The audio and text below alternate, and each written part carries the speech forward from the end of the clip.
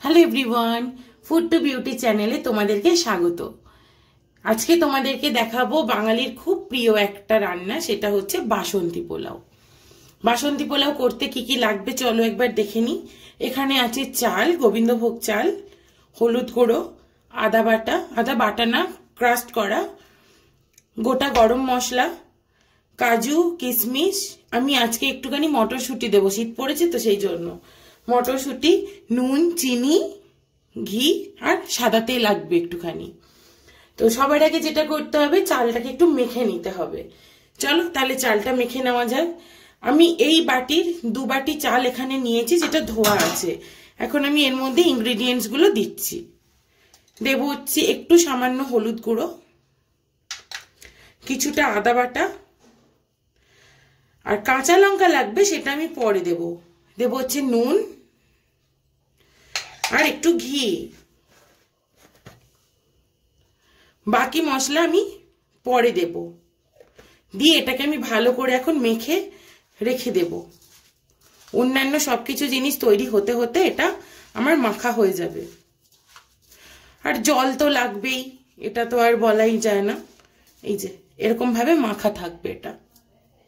চলো এবার তাহলে গ্যাসটা গরম করি, মানে কড়াটা গরম করি, করে তোমাদের দেখাচ্ছি। দেখো এখন আমি কড়াটা গরম বসিয়ে দিয়েছি। এর মধ্যে এখন দেব হচ্ছে আমি একটু ঘি আর একটুখানি সাদা তেল, কারণ ঘিটা পড়ে যাবে। দিয়ে আমি এর মধ্যে কাজু কিশমিশটা ভেজে তুলে নেব। প্রথমে আমি কাজুটা দিলাম, কাজুটা দিয়ে একটুখানি লাল লাল হওয়ার পর কিশমিশটা দেবো, নাহলে কিন্তু কিশমিশটা আগে ভাজা হয়ে যাবে। এবারে আমি কিশমিশটা দিচ্ছি।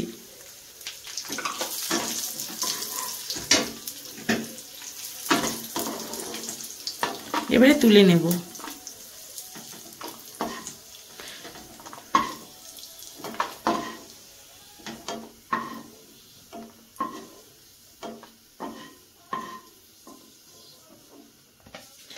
এখন আমি এই ঘিটার মধ্যে দেব হচ্ছে গোটা গরম মশলা।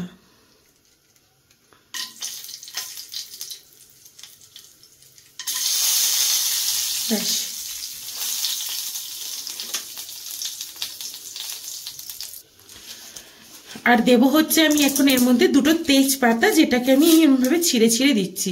তখন আমি ইনগ্রেডিয়েন্টসে তেজপাতাটা দেখাতে ভুলে গিয়েছিলাম। তোমরা কিন্তু তেজপাতা দিয়ে দিও, কারণ এর একটা সুন্দর গন্ধ আছে। এবারে আমি এর মধ্যে এই মেখে রাখা চালটা দিয়ে দেব।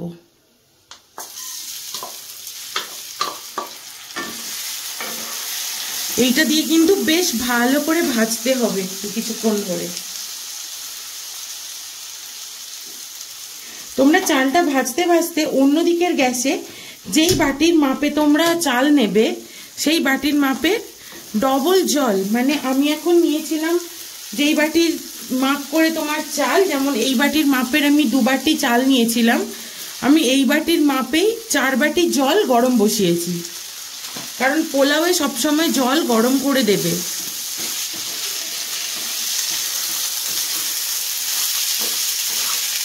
একটু ভালো করে চালটা ভাজা ভাজা হয়ে যাক, তারপর আমি এর মধ্যে জলটা ঢেলে দেব। দেখো চালটা ঠিক এরকম করে ভাজবে, এর থেকে বেশি ভাজার দরকার নেই।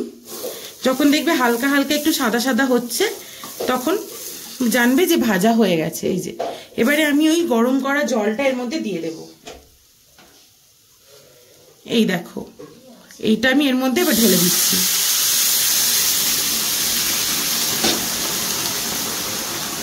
গরম জল বলে সঙ্গে সঙ্গে কিরম ফুটছে দেখলে।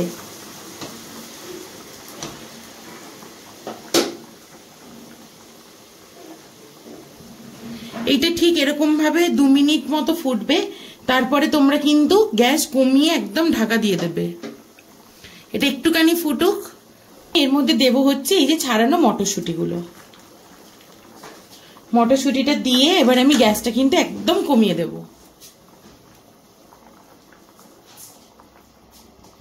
গ্যাসটা একদম লো করে দিয়েছি। এবার আমি দেব হচ্ছে এর মধ্যে ঢাকা।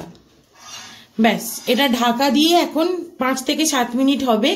তারপর এটাকে খুলে আমরা দেখব, তখন নুন মিষ্টি চেক করে দেখব। চলো এবার তাহলে ঢাকাটা খুলে দেখা যাক। এই দেখো জলটা কিন্তু অনেকটাই কমে গেছে। এখন আমি এর মধ্যে পরিমাণ মতো নুন মিষ্টিটা দিয়ে দেব। এইটুকু চিনি তো লাগবেই। চালটাও অনেকটাই সিদ্ধ হয়েছে, দেখো আর একটু সিদ্ধ হবে। আর দিলাম আর একটু নুন। তোমরা এই সময় একটুখানি গোলাপ জল ইউজ করতে পারো, আমিও করব। আচ্ছা এখন আমি এর মধ্যে দিচ্ছি একটুখানি গোলাপ জল, হাফ ছিপি মতো। এটা আমি ভালো করে এখন মিক্সড করে দেবো, দিয়ে আবার ঢাকা দিয়ে দেবো। তোমরা নুন চিনিটা আর একবার দেখে নেবে পরে। হ্যাঁ, পোলাও কিন্তু আমার প্রায় হয়ে এসেছে, আর এখানে 4-5 মিনিটের কাজ, তাও আমি বেশি বলে ফেলেছি। এর মধ্যে কিন্তু লাস্টে আবার আমি ঘি দেব। জলটা আর একটু টেনে যাবে, গেলেই কিন্তু পোলাও আমার হয়ে যাবে।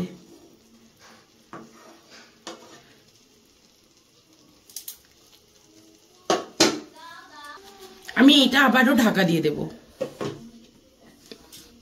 দিয়ে একদম লো হিটে এরা আরো একটুখানি হতে থাক, কারণ আর একটু চালটা সিদ্ধ হতে বাকি আছে। তাহলেই পোলাও একদম ডান। আমি ওপর থেকে একটু ঘি ছড়িয়ে দেবো লাস্টে। এটা তো আমার প্রায় হয়েই এসছে, আর 2-3 মিনিট লাগবে। এখন এর মধ্যে তোমরা 2টো কাঁচা লঙ্কা একটুখানি ফাটিয়ে দিয়ে দেবে, জাস্ট ফ্লেভারের জন্য। দিয়ে একটু মিক্সড করে দিচ্ছি। কাঁচা লঙ্কার জাস্ট ফ্লেভারটা যাতে এতে অ্যাড হয়ে যায়, আর কিছুই না। আমার পোলাও কিন্তু রেডি। দেখো চাল একদম সিদ্ধ হয়ে গেছে।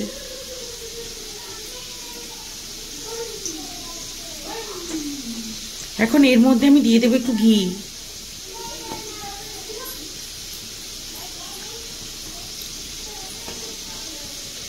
ঘিটা দিয়ে একটুখানি ঢাকা দিয়ে রেখে দেবো, ঘিটা মিক্সড হয়ে যাক, ওর ফ্লেভারটাও এর মধ্যে মিক্সড হয়ে যাক, তারপর আমি এটাকে বন্ধ করে দেব।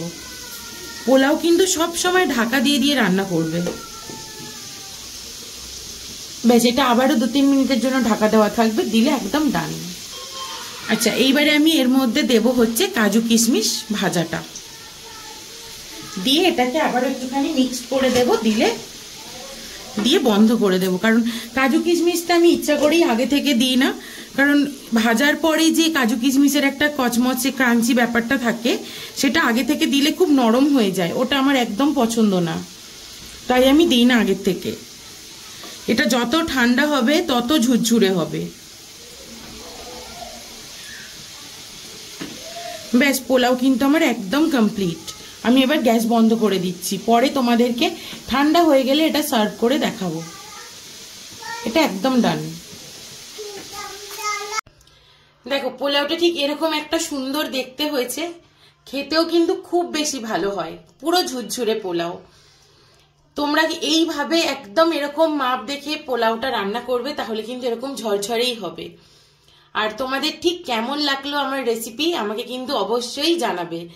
আর আমার চ্যানেলের রান্না যদি তোমাদের ভালো লেগে থাকে, তাহলে প্লিজ আমার চ্যানেলটাকে লাইক, কমেন্ট, শেয়ার আর সাবস্ক্রাইব করতে ভুলো না কিন্তু। আরো নতুন নতুন রেসিপির নোটিফিকেশন পেতে পাশে থাকা বেল আইকনটা একবার প্রেস করে দিও, যাতে তোমরা সবার আগে রান্নার রেসিপির নোটিফিকেশনটা পেয়ে যাও। তাহলে চলো আজকের জন্য টাটা, আর আমাকে অবশ্যই জানাবে যে এটা কেমন হয়েছিল।